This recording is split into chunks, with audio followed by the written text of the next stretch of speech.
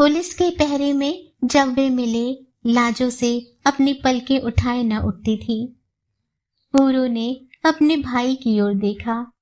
मिलन की इस एक घड़ी के एक ओर चिरकाल का बिछोह था, मिलन की इस घड़ी के दूसरी ओर असीम बिछोह दिख रहा था। किसी के भी आंसू थमने में ना आते थे। मर्द मांसों का जिगरा भी टूट गया था। होनी का यह पहाड़ उन पर टूट पड़ा था, जिसके आगे किसी को किसी से कुछ पूछना ना रह गया था। रो रो कर उन्होंने अपने हाथ भिगो लिए। सुनना जी, कभी भूल से भी लाजो का निरादर न करना। सबसे पहले पूरो बोली। लाजो के पति का मुंह नीचा था, लाजो के भाई का मुंह नीचा था। पूरो, हमें लज्जित ना कर, लाजो के भाई ने कहा। लाजो का पति कुछ न बोल सका, शायद वह कुछ सुन भी ना सका था। आज उसने केवल अपनी खोई हुई पत्नी ही नहीं देखी थी, बल्कि अपने होश संभालने से पहले की खोई हुई अपनी बहन को भी देखा था। वर्षों से उसके दिल में एक आग सुलगती रही थी, जिसकी एक चिंगारी उसने रशीद-हर के खेत में लगा दी थी, जिससे सब कुछ जलकर राख हो गया था। अनेक वर्षों से वह उस राजकुमारी की कहानी के संबंध में सोचता रहा था, जिसे एक दैत्य चुरा कर ले गया था, और फिर पूर्व देश का एक राजकुमार उसे अपने जादू के तीरों के बल से छुड़ा कर लाया था। छुटपन में उसने कई बार साधु संतों से जादू के वे तीर मांगे थे। बड़े होने पर पूरो के ध्यान से वह व्याकुल हो उठता था। आज वर्षों की खोई हुई पूरो उसकी आंखों के सम्मुख बैठी थी। इस घड़ी वह भूल गया था कि रशीद ने उसकी पत्नी को बचाया है।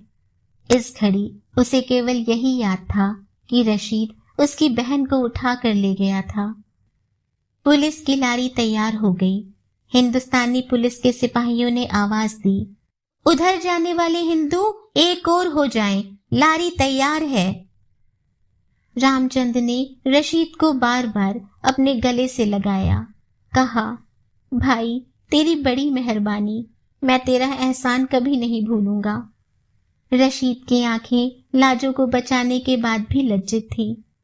उसे पूरो को उठाकर भगा लाना याद आ रहा था। फिर भी उसे लग रहा था कि उसके सिर का कर्ज कुछ न कुछ कम हो रहा था। आवाज फिर आई, उधर जाने वाले हिंदू एक और हो जाएं। पूरो ने वह रेशमी जोड़ा और बेसन के लड्डुओं की गठरी लाजो के हाथ में थमा दी।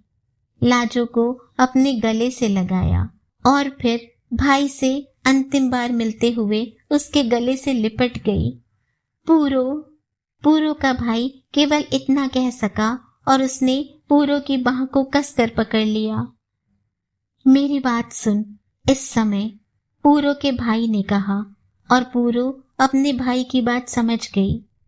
पूरो के मन में भी एक बार आया, जो मैं इस समय कह दूं, मैं एक हिंदू स्त्री हूं, तो मुझे वह इन सब के साथ लारी में बिठाकर ले जाएंगे। मैं भी लौट सकती हूँ, मैं भी लाजो की तरह देश की 1000 लड़कियों की तरह। पूरो की आंखों में आंसू भर आए।